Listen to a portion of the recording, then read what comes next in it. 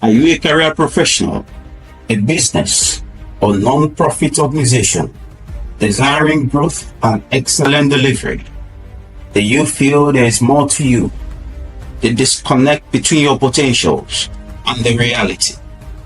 That's why we're here, to bridge that gap between what should be and what is now. Career Clinic is on a mission to empower 10,000 people every year with skills, practical insights, on-the-field nuggets to equip you for success. These live sessions give you access to industry experts, thought leaders, and career experts to help you navigate your journey of success. Come, learn, and tailor these ideas to suit your need. Austin Chisholm, a career and leadership coach with a passion to see you live your dream life, has helped over 100 people in different learning sessions, impacted hundreds more through workshops, speaking engagements, and training sessions.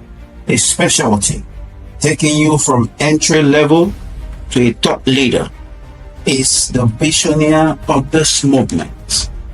Already, hundreds have been impacted through our daily conversations on LinkedIn and several others through speaking engagements. Our goal is simple: to see you win.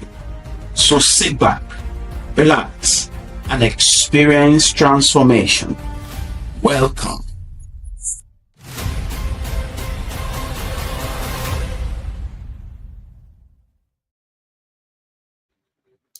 And finally, we are live. Thank you so much for choosing to invest this time with us. This is Career Clinic's series of LinkedIn and YouTube live events. Thank you for choosing to invest this 1 hour, this morning or this afternoon, whatever your time zone is, or this evening with us. Thank you also for choosing to be a part of history, because the vision for this live event came through our interactions with career professionals over the years. And myself, being a career professional, I know that there are people who genuinely want to grow in their careers, but do not have the financial capacity to hire a coach. They are working quite all right, but they have bills to pay. They have responsibilities. They have mortgages, rents. By the time they are done with all of that, there will be nothing left for personal growth and development. Yet, they need to grow in their career. I know a lot like that. And I've been thinking, how do we bridge this gap and ensure that these people get access to what they need to get access to grow in their career? And this live session is exactly what we've created so that we can make it work for those kind of people. So this is not just another LinkedIn or YouTube series live event. No, this is curated specially to deliver and to put in your hands the value that you need to create that life that you've desired, always desired. The reason why you are not where you think you ought to be is because there are some information that you're missing. There are some skills you need to get. There are some missing links. And that's why we're here, to create that bridge between where you are right now and where you ought to be, so that you can leverage, give you access to thought leaders and industry experts, so that you can tailor in on what they have to say, use it, tailor it to your situation, and then create that life that you desire all this while. How will you get the best out of this meeting? Because it's possible to come here, spend your 1 hour, and then go back without any real impact. How can you get the best out of this meeting? By having a writing material, something that you can write with. Because as the meeting is going on, you're going to have salient points drop in your mind. There will be things that will be dropping in your mind. as the meeting goes on. Those are your pain points. So they resonate with you because they are your pain points. Write them down. Don't let those thoughts drift away. Write them down. As you write them down, after the meeting, you can start acting on them. Result comes from taking action. It's good to be here, but you will only get the result, the fruit of being here, if you act on what you're going to learn today. So result comes from taking action. Also, this event is a networking event. In this place, there will be career professionals, there will be business leaders, there will be founders. Connect to as many as you want. Connect to as many as you can, because one right connection, one valuable connection can change the face of your business, can change the face of your career, and give you that result that you're looking for. So make it a connection and a networking event also. Also, we would like you to share this event. Tell your neighbor, share it to your network. You might never know who you're helping. If you're a team lead, invite your team members. They need to be hearing what you're hearing, because if they do, it will be easier for you to lead them. People will start taking responsibility instinctively when they are hearing what you're hearing. So invite your team members so that they can leverage also on this event. Thank you so much for being here and for joining us. We are going to go right into the event because 1 hour is so short a time, and we want to invest and leverage on it as much as possible. That's why I'm going to go right in to invite the first speaker to join me on stage. I want to invite the first speaker to join me on stage right now.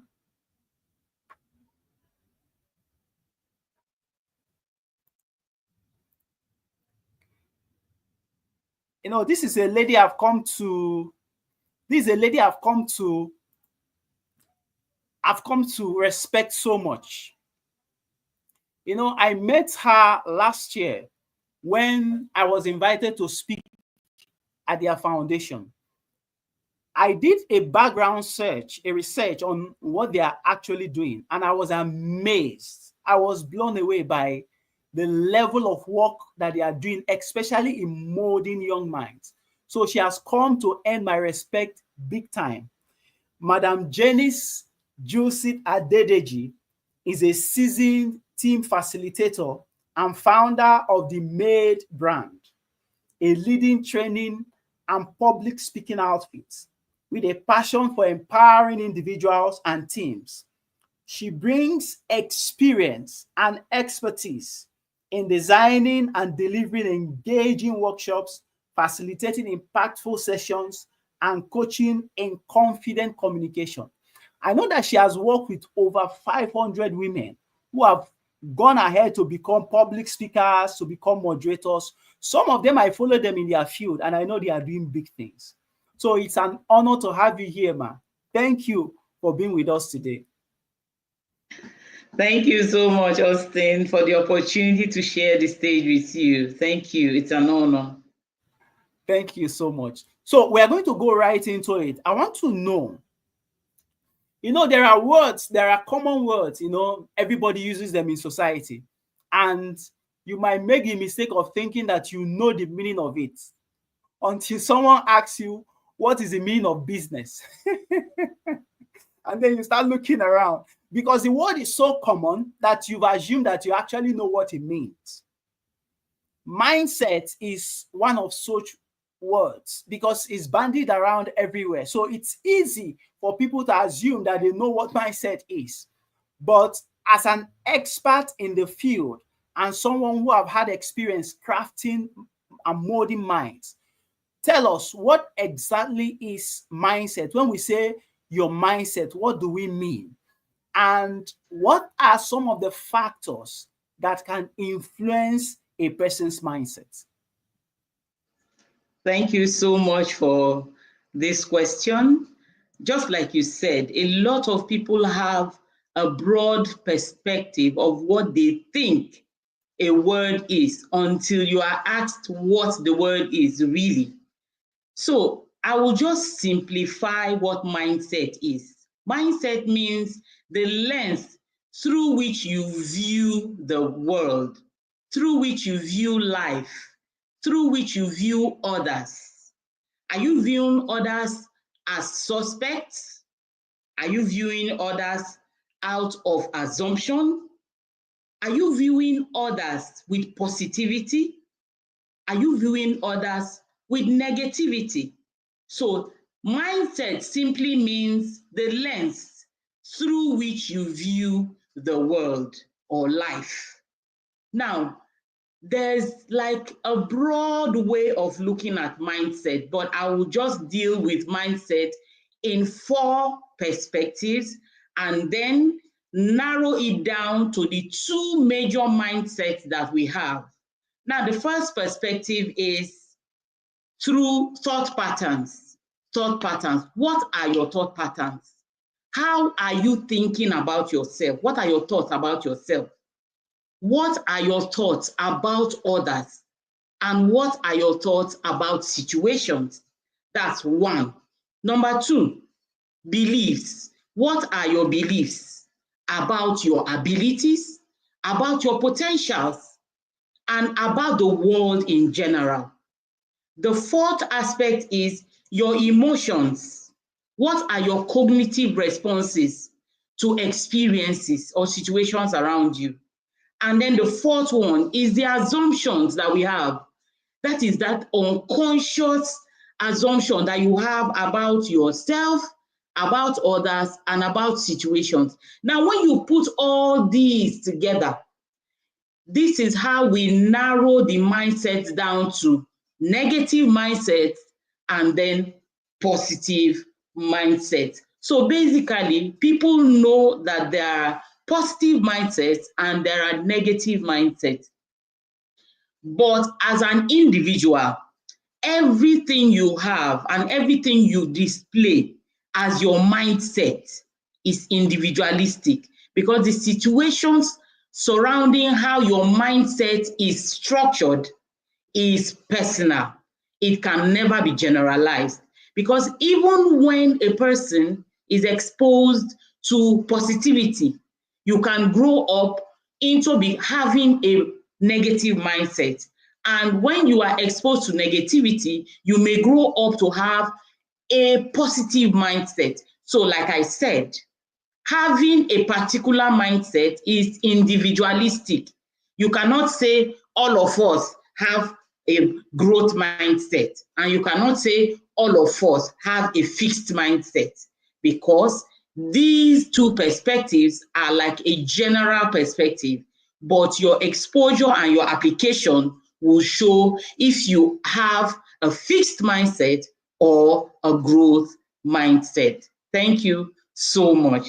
I hope I have been able to do justice to what you asked about what mindset is. Now, moving further into discussing the fixed mindset and the growth mindset, I would like to talk about it in 3 perspectives: parenting, background, and then environment. Parenting.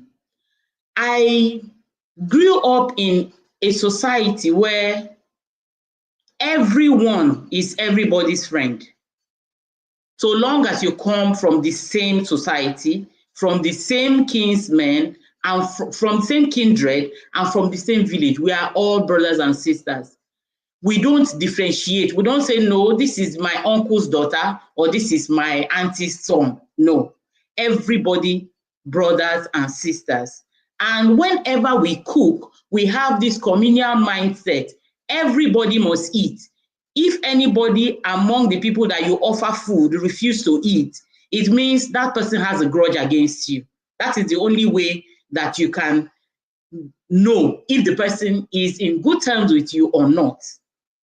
Now, when I got married into a society where that is not practiced. But I carried my mindset from my own community to my own matrimonial environment, and there was a clash. I didn't understand why everyone else in that community was not practicing the same mindset I had about communal living. I now realize that the fact that I am coming from a place where communal living is accepted does not mean that I must apply that in my matrimonial environment. I had to relearn how to readjust. So it changed my mindset. It did not transform me from my communal experience. It only made me to find a middle ground to be able to live peacefully with my community, my newfound community in marriage. What am I trying to say? I'm trying to say that if you have had a fixed mindset from foundation, from your parental background, or from your environment where you grew, you owe your society and the people around your new environment to change your mindset, not to forget about what you have been exposed to, but to have a ground where both of you can have a win-win situation. You will not feel bad that your own mindset is not put into practice. Neither will the environment feel bad that you are not practicing what you have been exposed to through marriage. But you will always understand, okay, you are coming from this place and you have met this place. So naturally, you have to find a place where everyone will smile at the end. You can't say, no, this is how we do it in my own society, so you must apply it the way I want. No, that does not work. Your mindset must not be imposed on others. Your mindset must align with others and find a middle ground so that everybody can be well represented. So when we come to parental experience, our parents, they had the mindset of being suspicious, being superstitious. When you shout in the night, the witches will hear you. When there's thunder, you cannot stand on the doorway, and all whatnot. Now, they were doing that because there were times when that thunder had made someone die. Because if you are standing close to an electric pole or whatever, if it sparks and there are exchanges of current, there might be electrocution, there might be anything. They may have experienced that, but they didn't know how to tell us that this is electrocution, this is lightning. So the only way they could keep you out of trouble with that mindset was to tell you that if you stand on the doorway when there's thunder, that there will be casualty. So we grew up with that. But thank God for growth and exposure. All these things have been exposed because we have learned to do better. We are not quarreling the fact that our parents didn't know what to do, but we are using their experiences and how we grew up to better the generations of our children yet unborn and for the ones that are coming behind us. So our mindsets have been toyed with. They have been misinterpreted. It does not mean that the people that did it, our parents, are bad. It is the level with which they understood how to explain some things to us. So this same mindset is what makes parents to say, shut up. When you are in the middle of adults, don't talk, keep quiet. When elders are talking, shut up. And then that child will now grow up having low self-esteem. The parents do not know. So that is their own way of helping us. But they didn't know how to do better. They would have done better. Now, what else can affect our mindset? Our background, like I said. If you come from a background where they are always suspicious, they are always judgmental, your mindset will be a judgmental mindset. If they bring opportunities to you, you will begin to look for the faults that were not there before because your mindset has been toyed with. Your mindset says, suspect everything you see. Meanwhile, other mindset says, jump on the opportunity first and then begin to analyze what works for you. So there are different things that may affect our mindset, but we owe it to ourselves and to our future generation to better it so that they will learn from what we have learned and what we have made to become better and positive, so that they too can always refine it to make other people have a growth mindset rather than leave ourselves to be affected by the fixed mindset that our parents had. Now, another thing is the environment. If you take a typical African boy from a village to a town, the child has not seen a television set before. The child has not listened to a radio from a rechargeable radio before. He's always listening to transistor radio where you tie wires, tie it to a pole, put a battery, and the thing will be talking. And then you come to a town where they did not fix any wire on the radio and the radio is talking. The boy will be looking at the radio as if there's a magic that is happening in the radio, because he's not used to seeing a radio that does not have battery or does not have a wire attached to it. So your environment may have been disadvantaged, maybe put you in a disadvantaged situation, but you owe yourself the opportunity to always jump on things that will better your background, your environment, where you are coming from.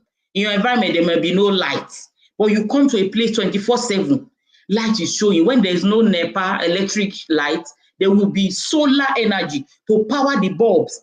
And you keep wondering, are we in heaven? What's happening? It's your mindset. It's your mindset. You find people that eat in clay plates. When they see breakable plate, white plate, it's like, what's happening? Why is the plate so white? I don't understand. I eat in brown plates. It's the mindset. So what do? How do you readjust? Be a good observer. Observe your environment. When you observe your environment and you talk less, you realize that there are things that you may have been exposed to that are outdated. Try and readjust. Readjust, not to forget your background, but to better your background so that your mindset can be affected positively towards making you grow. Don't remain with a fixed mindset. Always look for things that will make you grow faster and better. If they were used to charcoal ions in your time, now there are rechargeable ions, there are solar powered ions. Your mindset should tell you that these ones are easier to use. So readjust. Keep readjusting. When you readjust, it only gets better. We are in the age of AI now. Things have changed. AIs have not come to take our jobs. They have come to make things easier and collaborate with us to become better. So your mindset should not determine where you should be. You should always readjust. If you have a fixed mindset, readjust.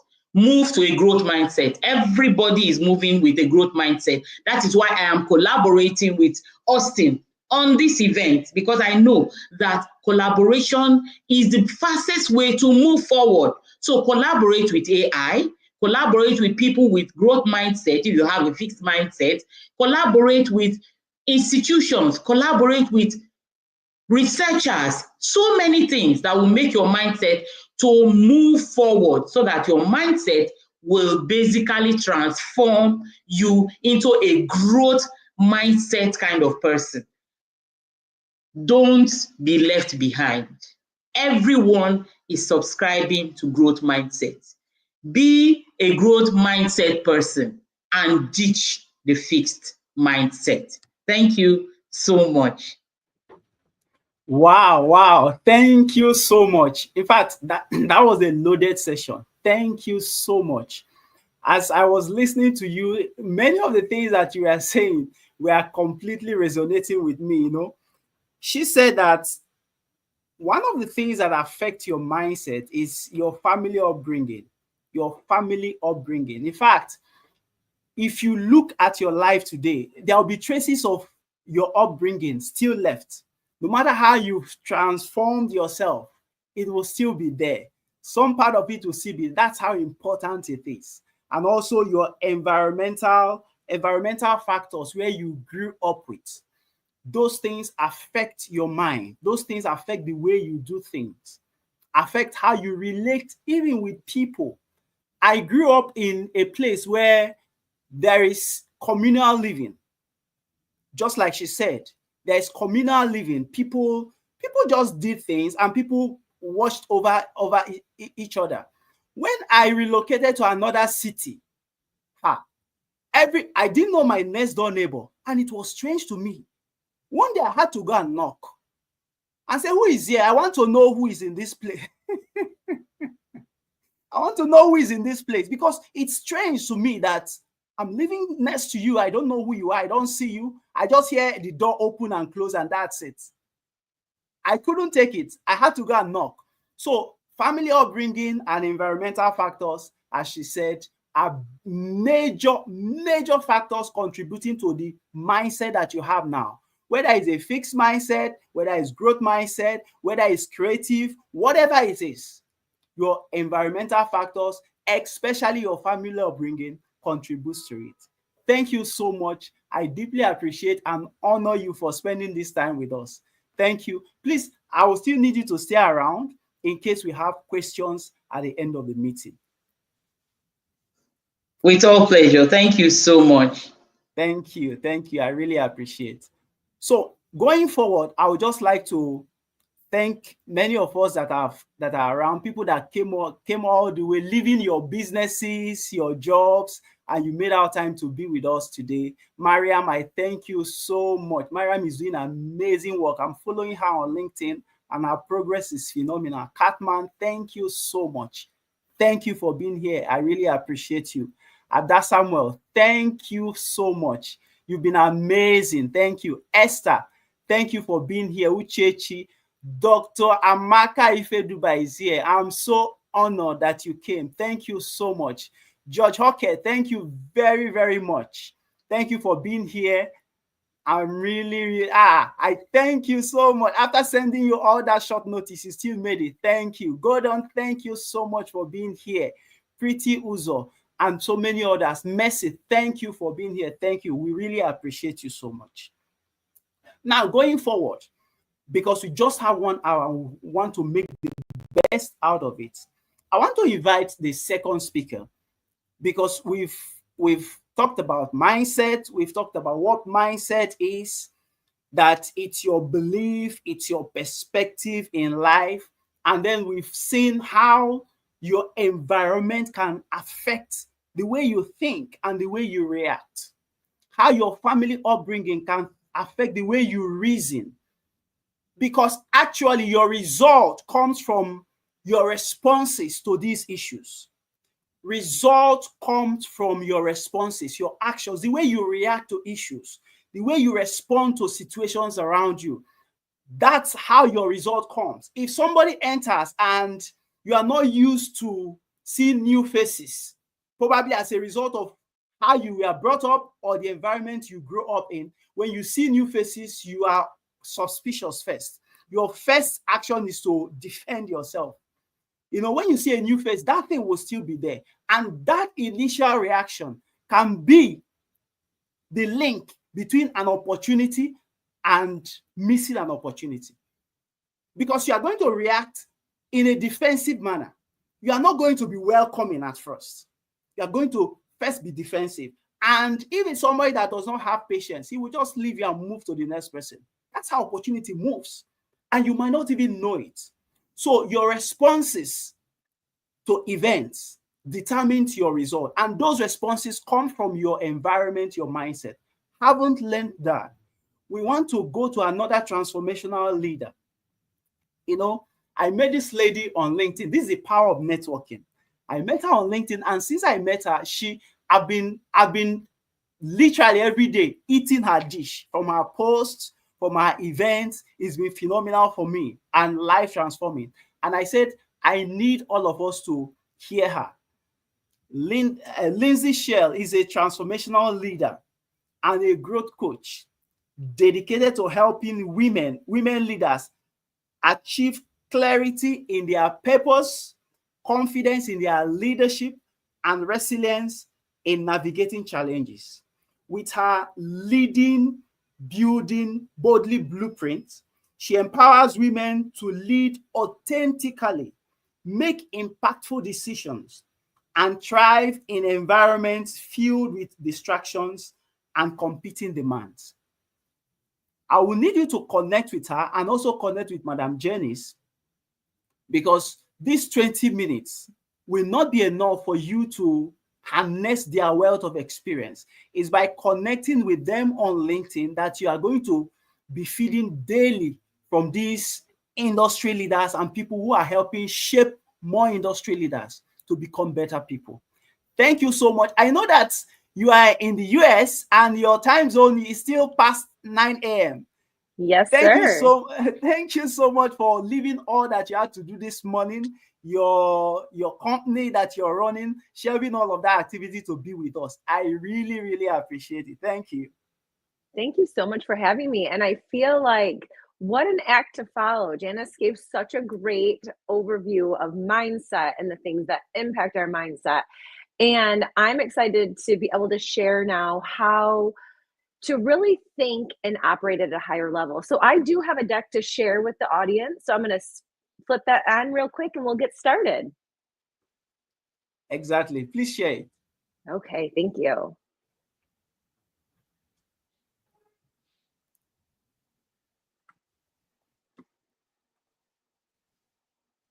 All right. So thank you everybody that's joining us today. I'm really going to take us down a path where we're going to look beyond job titles and skills, and we're going to continue that discussion around mindset. As Janice mentioned, your mindset really determines how you see challenges, make decisions, and show up as a leader. The professionals who rise to the top don't just work harder, they think differently. And today, I'm going to show you how to shift your mindset so that you can step into the next level of leadership with confidence.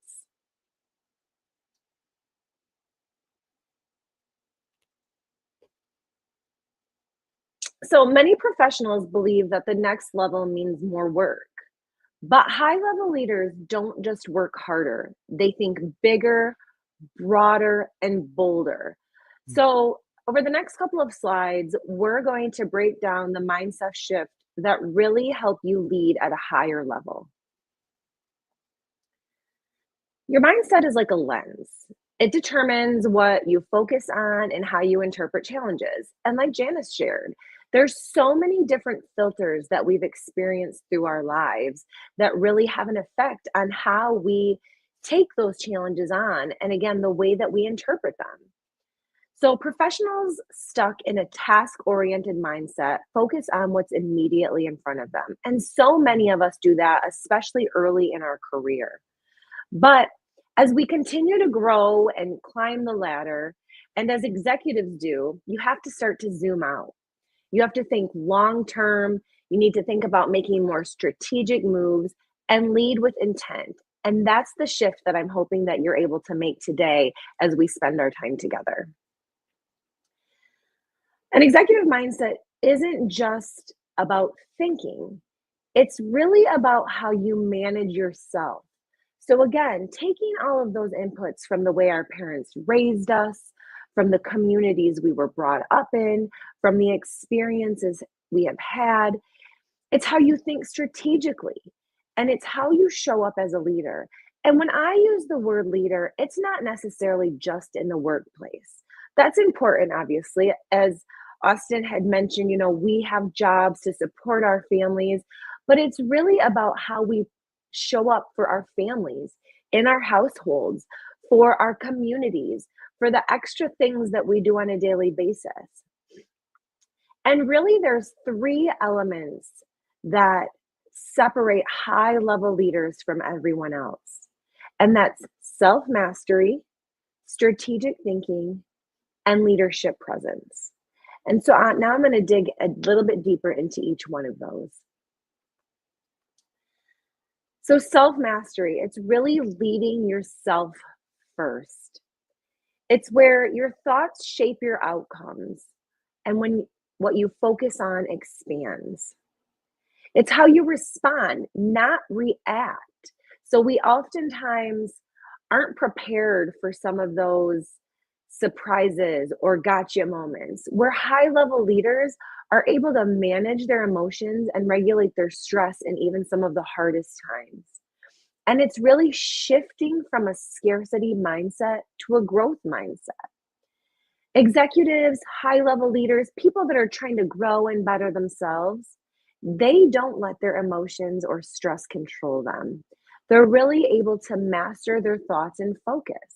And again, instead of reacting impulsively, they're responding intentionally.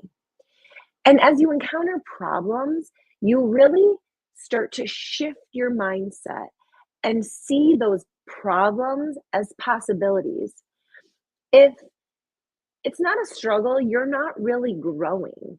And so that's how you have to continue to start to think about these things that come up in your lives that maybe aren't as easy as your normal daily tasks or are really challenging you in a sense. That's really an opportunity. It's a shift from a reactive to a proactive mindset that's going to be crucial as you level up in your career and all of the other aspects of your life. Strategic thinking, it's really seeing the bigger picture. So thinking beyond what I've got to accomplish today, it's really how are the decisions that I'm making today impacting the future and the things that are to come. It's prioritizing high value activities. So what are the things that I can do today and in the near future that's really going to move the needle for my bigger goals? And it's making decisions based on vision, not urgency. And this is hard for so many professionals. It's really easy to get stuck in the weeds of daily tasks. We have priorities, we have things that have to be done, and you really have to dedicate time to zoom out and ask, how does this fit into the bigger picture of what I'm trying to accomplish for me, for my family, for my organization? It's really, again, not just reacting to what's urgent, it's focusing on what's important. These are the people that are playing chess, not checkers. And every decision that's being made throughout every day is really being made with the long game in mind. And thirdly, executive level decision making. This is really where high level leaders make decisions with confidence. You have to avoid analysis paralysis. We get into this mindset of wanting 100% certainty to make a decision. That's not what high level leaders do. They gather enough information, they make a call, and they move forward. That 80%, that certainty is enough in so many situations. This decisiveness really builds trust and momentum. And if you as an individual want to level up, you have to practice making decisions quickly and owning them fully. And it's okay to make a decision that you might have to come back to and say, it wasn't the best decision, but what did we learn from it? What can we build on it? How can we take the learnings from it and continue to grow, again, yourself, your family, your organization? Continuous improvement. We can't get into that mindset of it has to be 100% right before I can make a decision. That's what holds people back. So that, again, is a big shift for so many of us because we want to do a good job. We want to do the right things.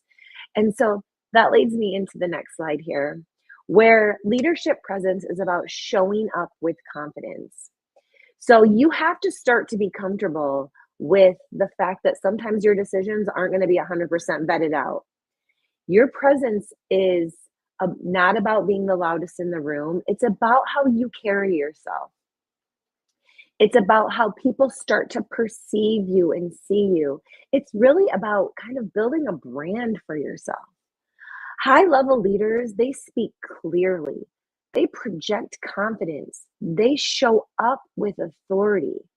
If you want to be seen as a leader, you need to start acting like one now. You need to really think about what your goals are. You need to start to shift this mindset to say, I have big dreams for me, for my family, and I'm going to start to project those in all of the things that I do. Again, in the workplace, in the community, even in your home. Leadership starts in small little pieces, and it's really, again, building that confidence, shifting that mindset. The power of a high level mindset is really when you shift your mindset, is the fact that you shift your career.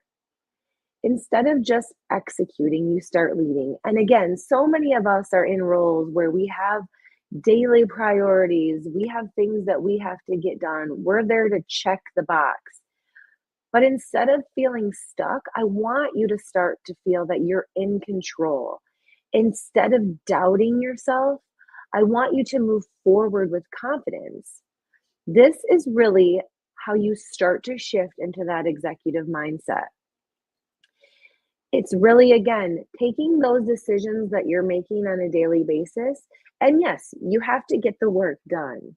But it's thinking, if I choose A over B, is it helping me to get to where I'm really trying to go? It's from coming from a place of uncertainty to really building your confidence. You have to trust yourself. You have to trust your decisions. We oftentimes don't reflect enough on the experiences that we have. We might compare ourselves to others. We might think, well, I don't have that degree, so I can't do that job. But as we grow and we make those hard decisions and we even learn through failures, and that's a hard thing. I know that's a hard thing. Nobody wants to fail. But failure is such a strong growth tool that really you have to push yourself outside of those limits in order to break those old habits, to break those old mindsets, to stop getting the same results. You are the one that's in control of your career, of your life, of your destiny. And you have the power to shift your mindset to be higher and better than any way that you've ever thought you could be. And really, the key takeaways that I have, you have the ability to shift your focus. Think big picture, not just daily tasks. Make decisions boldly. I'm empowering you today to have the confidence. That is the key to making these changes that you want to make in, again, your life, your career, your future. Every day, you need to act like the leader that you want to become. Mindset comes first, and the title follows. You can't be the next CEO. You can't be the next president of a company. You can't be that change agent if you don't have the mindset to know that you are a leader. It's really, again, about embodying these leadership qualities now. Continue to think big picture, make confident decisions, and show up with presence. The best time to level up is today.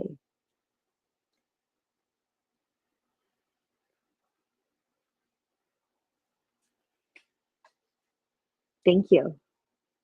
Thank you so much. Thank you so much, Lindsay. I thought you have more to, because my note is full actually. Okay, good. Thank you. I really appreciate this. Self-mastery, for me, it's a key takeaway point. Mastering yourself, understanding who you are first of all. If you don't understand who you are, then you likely will not understand why you react intuitively to certain things. 100%. You know, we live, in my own view, one of the biggest challenges we have as career professionals and businesses is the of our modern lives. We are always on the move. There is a next goal to meet. There is a next target to hit. There is that next project to do. We are always on the move. And so it becomes very difficult to sit down, shut off the noise, put away the gadgets and the tablets, and stay by yourself and reflect. Why did I do this and this at the office? Why did I respond in such a manner? Understanding yourself is so key and principal to changing your mindset, because in reality, you can't change what you don't understand. And I So always from- like to, oh, I apologize. No, go ahead. I always like to say to my clients, to people I'm just meeting, how can you truly lead people and provide them the support they need if you don't know who you are?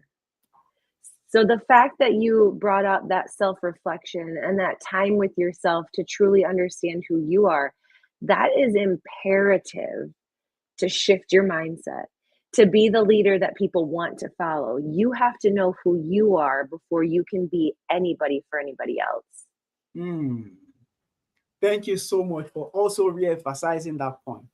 She also said that you need to think about the bigger picture. The bigger picture is so important, because most times we are tax oriented, and it's really not our fault. That's the way we've been built up. From school, from the home, you are given something to do, your chores, you need to do them. And then from school, you have assignments, you have this. We have been tax oriented from day one. And so we move into the industry with that same mindset, because tax is something right in front of you. But you need to have a bigger picture of how this tax is going to affect what I'm going to be doing in the next 5 years, in the next 10 years. Those are key for me. Thank you so much for being here. Thank you so much for having I me. also want to, they are still around. If you have any questions, please, can you drop it at the comment section? From what we've said so far, if you have any questions, drop it on the comment section. We'll pull it out and ask them before this 1 hour is over. As you're doing that, let me just reiterate on some of these key and salient points that Lindsay mentioned in passing, because she was talking about changing and reframing your mindset. You know, we talked about the fixed mindset. Madam Janice talked about fixed mindset earlier. Now, if you are in a place where you think that the way you respond impulsively to situations, to things, is not putting you in a place of advantage, that's what Lindsay was saying. You need to change that mindset from being tax-oriented, things that are in front of you, to looking at the bigger picture. The question is, how can you do that? How will you be able to easily transform? Because, as I said, these things has been ingrained in us. It has become an automatic response. Some of them stem from experiences from the past.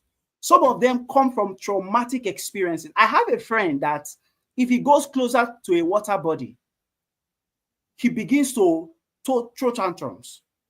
He's so afraid of water body, even if it's just a swimming pool for babies. I asked him, have you had any experience, bad experience, accident in water? He said no. I probed further. We called the parents. Turns out that as a baby, he had a near-death experience in the pool. He doesn't remember it consciously, but because he was a baby then, but his subconscious mind remembers it. So every time he gets close to water, that thing is triggered. He becomes so afraid. So it's something that has been ingrained, and it has become an automatic response. So the question is, how do you change it as a person? How do you change it? Many of the things that we've talked about now, the way your mindset is formed, the way you can change it, is basically two things: pictures and words. Pictures and words, things that you saw, either things that happened to you, the experiences you had, they are in form of pictures. Your mind stores them in form of pictures, experiences, words that were spoken to you. Madam Janice talked about your parents speaking to you in a particular way. I grew up in a family where I wasn't doing well academically. And many of my siblings were doing, in fact, my sister, her worst position in class is third. Till today, her worst position is third. She's first, second, and I come home with almost the last position. And so I'm always receiving bashing. That affected my self-esteem. So many of the things that formed our mindset are pictures and words. If you want to change it, you also have to use pictures and words. Lindsay was talking about transformation. Transformation comes by putting things in front of you, pictures and words. Where you are going, how often do you see it every day? You have to take meditation very seriously. And I know meditation means a lot to so many people. It means different things to many people. I'm talking about you sitting down, shutting up the noise, getting off social media, even if it's just for 10, 15 minutes every day, and you're looking in your mind's eye where you want to be in the next 5 years. You're seeing the picture vividly in your eye. That's what I mean by meditation. Because your automatic response came as a result of observation, pictures, words. If you want to change it, you also have to use pictures and words to replace that. Look at where you are going in your mind's eye. And if you want to take it a step further, if you have a vision board, print that picture. You want to be the CEO in the next 5 years. Get a picture of a CEO's office on the internet. They're everywhere. Paste a picture of you sitting down in a same position. Put yourself inside the chair. Print the picture. Put it on your vision board. Put it somewhere close to your bed. As you're waking up, that's the first thing you're seeing. That's how you reprogram your mind. Yes. That's the first thing you're seeing. You have a phone. You put it as your phone screensaver. I look at many of us, you open your phone and what you have is Rihanna, you have Jay-Z. Well, there's nothing wrong with that, but I hope that's where you're going. Because if that's not where you're going, the message you're passing to your subconscious mind is different from what you have in your mind. And your subconscious doesn't know right from wrong. Yes. All he knows are pictures and words. That's what he understands. So if you pick up your phone 100 times a day and you're looking at that picture, what you're telling your subconscious mind is, this is where we're going, even if you intended for something else to happen. I couldn't agree more. I often when I work with clients, we work together and they create their own mission statement. And I have them do just what you said. Make it up in Canva, and that's what you look at every day when you wake up and you pick up your phone. You read it because, to your point, words, pictures, I have it visually appealing to me. Those are the things that you need as a reminder to be excellent. Because, again, to your point, the things that we aren't conscious of, that has a bigger impact on the things that we do. And we really need to retrain ourselves to say, I can do these things. I am meant to do something more. I am a change agent. But we need to continue to tell ourselves, to visualize it, to see it. That is how growth happens. Thank you so much. I just want to ask a question as we are rounding off right now. I can't see Madam Janice. I think she's somewhere in the background. But let me ask you, Chioma Okere is asking, you said failure is a growth tool. I think it's Madam Janice that said that. How do you bounce back after you have failed at something as a leader? That's the first part of the question. Are there tools or areas that we must be sure of before going on a venture? Okay. First of all, I think that first part of that question is very important. How do you bounce back after you failed in something? So what I believe is that there's so much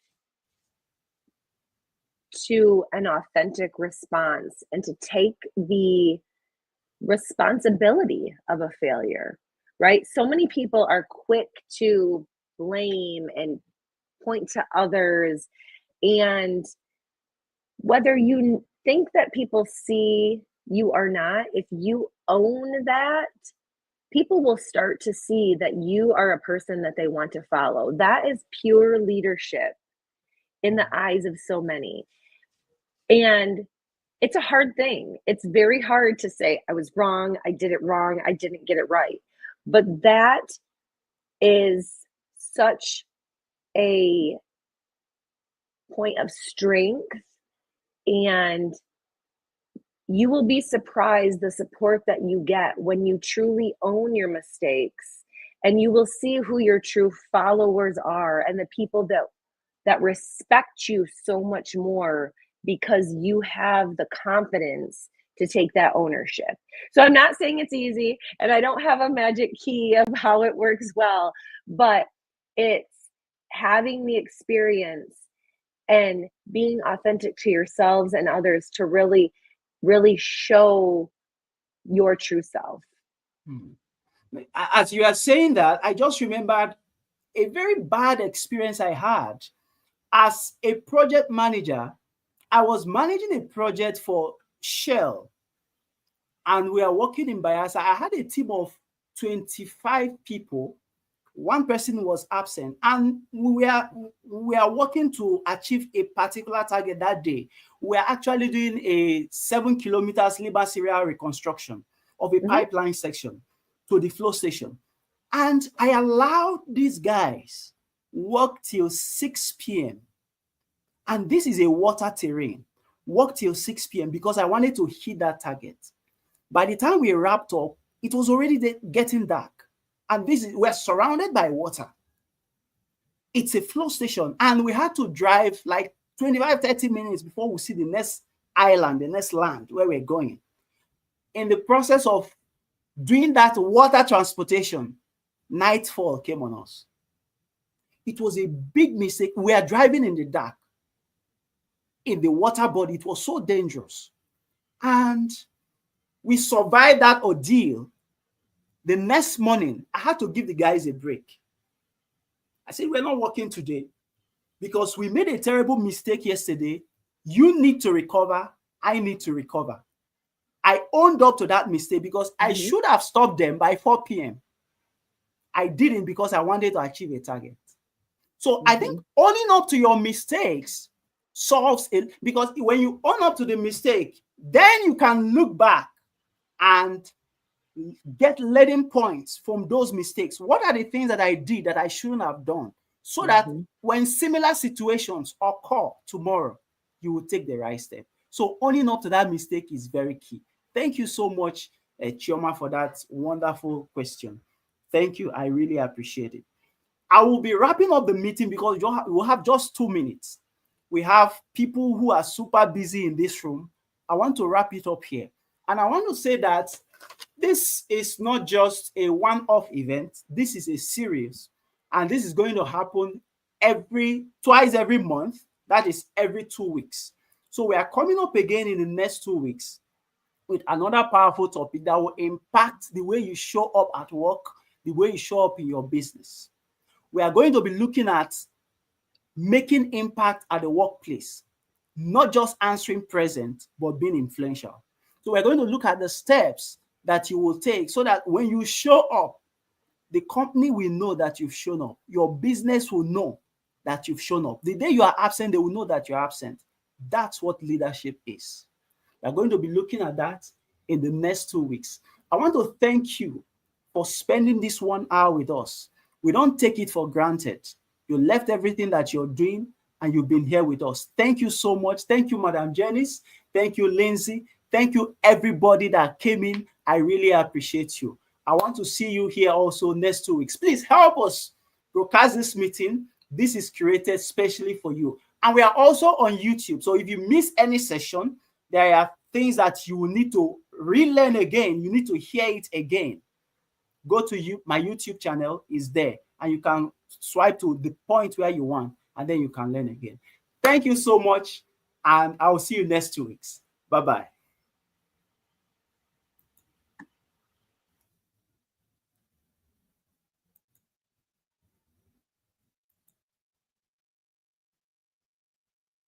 Are you a career professional, a business, or non-profit organization desiring growth and excellent delivery?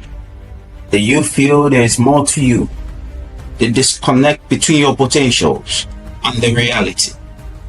That's why we're here, to bridge that gap between what should be and what is now. Career Clinic is on a mission to empower 10,000 people every year with skills, practical insights, on-the-field nuggets to equip you for success.